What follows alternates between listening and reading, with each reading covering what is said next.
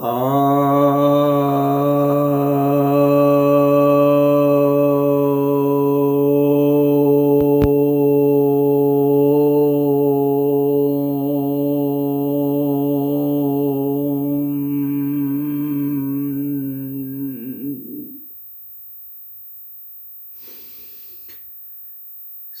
भक्तजनों को सप्रेम नमन। भक्तों, आज मैं आपके समक्ष प्रश्न उपनिषद के 5वें प्रश्न के 5वें मंत्र की व्याख्या करने जा रहा हूं। यह मंत्र महर्षि पिप्पलाद ने सत्यकाम को और अन्य जो 5 ऋषि थे और यानी 6 जो ऋषि हैं, वे पिप्पलाद के यहाँ गए थे। उन्होंने जिज्ञासा की थी तो उनको यह उन्होंने बताया। इस मंत्र में ओंकार की जो तीसरी मात्रा है उसकी जिज्ञासा करके उसके विषय में विशेष रूप से बता रहा है। इसके पहले के 2 जो मंत्र थे, यानी तीसरे और चौथे में पहली मात्रा और दूसरी मात्रा का वर्णन आया था। इसमें तीसरी मात्रा का वर्णन आया है।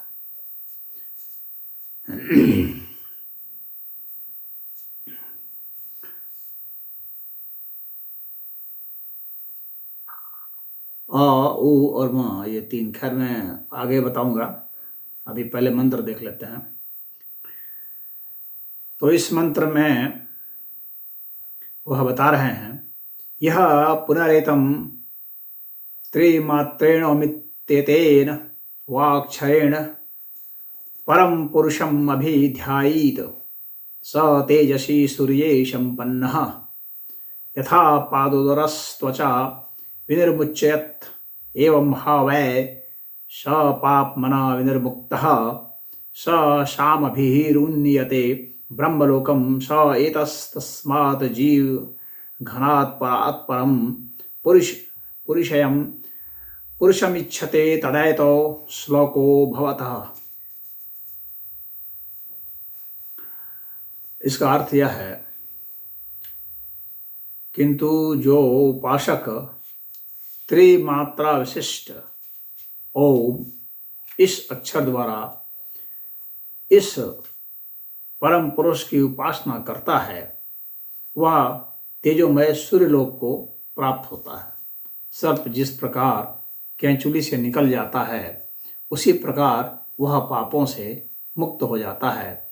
वह साम श्रुतियों द्वारा ब्रह्मलोक में ले जाया जाता है और इस जीवन घन से भी उत्कृष्ट हृदय स्थित परम पुरुष का साक्षात्कार करता है। इस संबंध में ये 2 श्लोक हैं। अब हम समझेंगे विस्तार से। त्रिमात्रेण का अर्थ हुआ अ उ म, यह जो है ये 3 ध्वनियां हैं और उसके बाद हलंत है जो कि साइलेंट है। उसके बाद हलंत के बाद वह गुम हो जाता है, लीन हो जाता है। तो वह ध्वनि जहां लीन हो जाती है और उसके बाद मौन आ जाता है, खामोशी आ जाती है। तो अ उ और म अर्थात व्यक्ति की उत्पत्ति, व्यक्ति का पालन और व्यक्ति का संहार, ये तीनों ही लीन हो जाते हैं जहाँ जिस तत्व में। और व्यक्ति ही नहीं, सभी पदार्थ, सभी चीजें ऐसे ही लीन हो जाते हैं। उत्पत्ति, पालन और लीन हो जाना, यह चलता रहता है। तो जब कोई साधक इन 3 मात्राओं का उच्चारण करता है, श्रद्धा से उच्चारण जब करता है, ध्यान से, परम पुरुषम अभिध्यायित, उस परम पुरुष का ध्यान करता है। तो यहाँ एक प्रश्न उठेगा कि भाई परम पुरुष को जानता ही कहाँ है कि ध्यान करेगा, तो कैसे ध्यान करेगा? तो यह बताया गया है कि परम पुरुष का अर्थ हो गया कि वह जो अनंत है, जिसका अंत नहीं है। तो जो अनंत है उसका ध्यान आप कैसे कर सकते हैं? उसको अपने दिमाग में कैसे आप ला सकते हैं? क्या उसका अंत कर सकते हैं? नहीं। तो आपको करना क्या है इसमें कि आपको यह देखना है कि यह जो उच्चारण कर रहे हैं हम, और उस उच्चारण से वो जो ध्वनियाँ विस्तारित होती जा रही हैं वो कैसे अनंत में लीन हो जा रही हैं। वो एक जगह जा करके लीन हो जाती हैं। तो कोई भी जो ध्वनि चलेगी तो उसका रूप बदलता जाएगा ना, और कहीं जा करके वह लीन हो जाएगा, तो वहाँ जा करके वह लीन हो जाती है। तो जहाँ वह लीन हो जाती है वहाँ आपकी चेतना भी लीन हो जाती है। और कहाँ लीन होती है? अनंत में। तो इस तरह से अनंत का ध्यान होगा। यानी आपको उस ध्वनि का पीछा करना है, उस पर सवार होना है, और जैसे जैसे वह लीन होती है आप देखेंगे आपकी चेतना भी उसमें लीन होने लगेगी।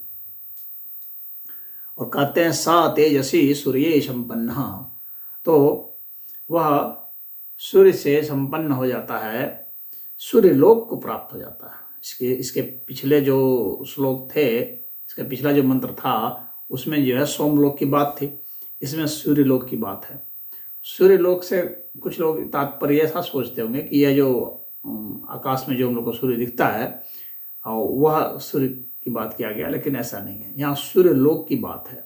लोक अलग है, सूर्य यह जो तारा है यह अलग है, सूर्य लोक अलग है। सूर्य लोक को ही ब्रह्म लोक कहते हैं। सूर्य यानी वो तेजस्वरूप, जिसमें बहुत तेज है। तो ईश्वर को सूर्य स्वरूप कहा गया है। सूर्य आराधना जो की जाती है तो वह ईश्वर को सूर्य स्वरूप कहा गया है, तेजस स्वरूप कहा गया है, और वह पालन करता है, उस वजह से भी कहा गया है। तो और यह भी माना जाता है उसका एक वह नामकरण उसी जैसा क्यों कर दिया गया है।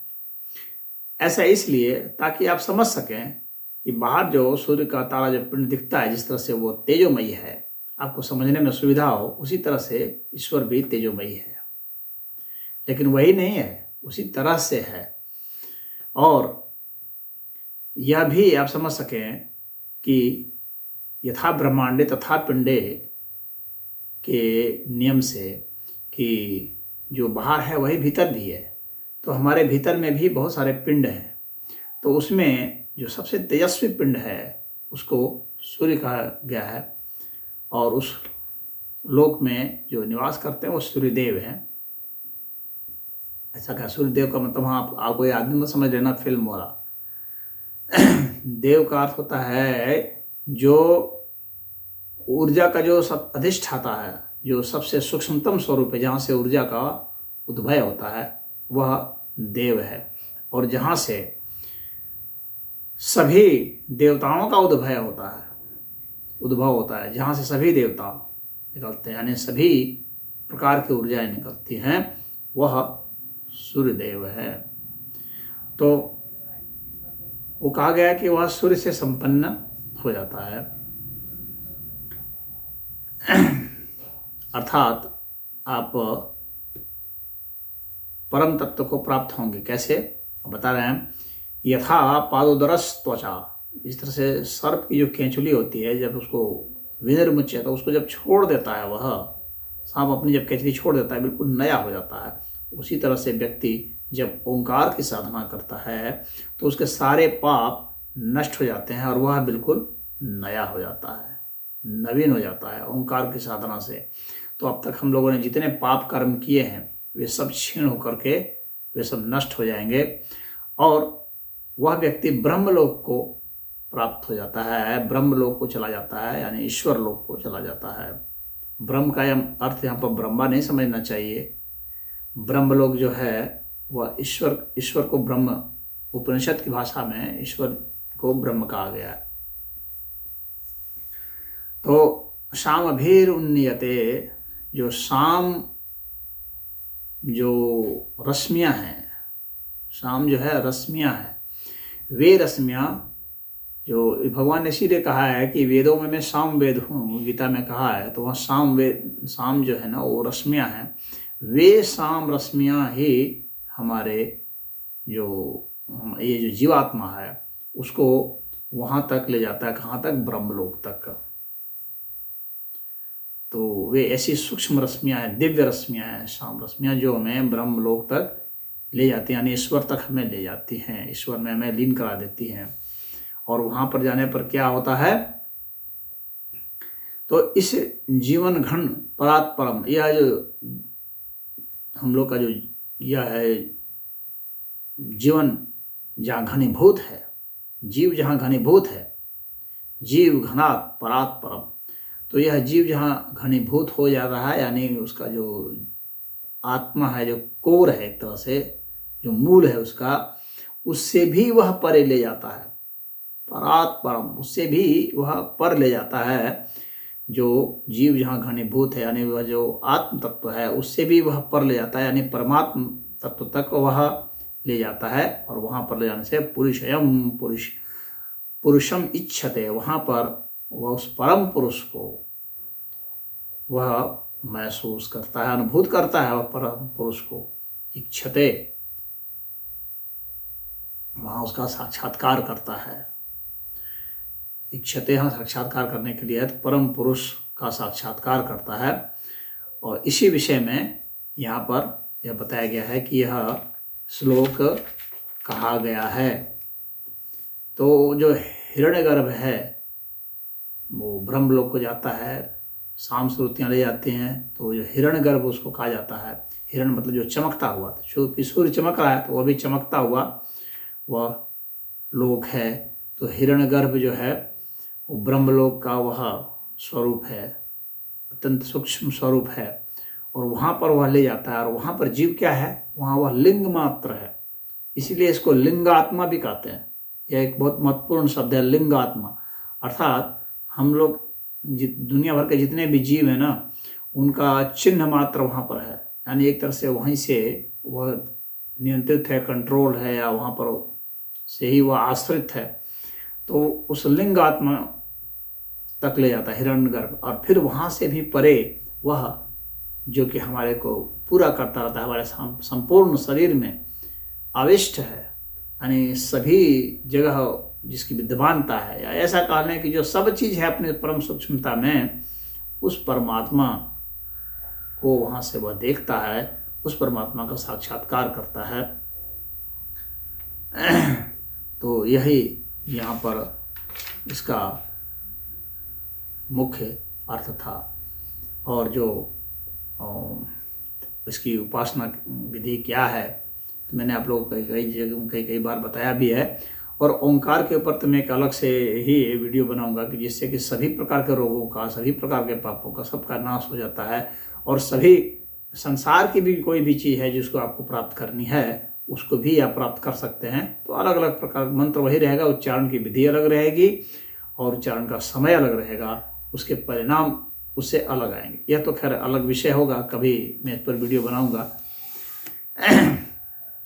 यहाँ पर अभी आप यही समझिए कि यहाँ इसका फल यही बताया गया है कि इससे ही जो है हम उस ब्रह्मलोक को प्राप्त हो सकते हैं, उस परम पुरुष को, परमात्मा को प्राप्त हो जाते हैं। अर्थात यह हमारे लिए मोक्ष का साधन है। तो यहाँ त्रिमात्रा का फल दिया गया है। असल में 1, 2, 3 अलग अलग मात्राओं की बात नहीं है, अलग अलग करके इसमें बताया जरूर गया है, लेकिन आपको वास्तविक फल में ये तीनों मात्राएं एक साथ संगत होकर के, सुसंगत होकर के ये आपको वहाँ तक पहुँचाती हैं।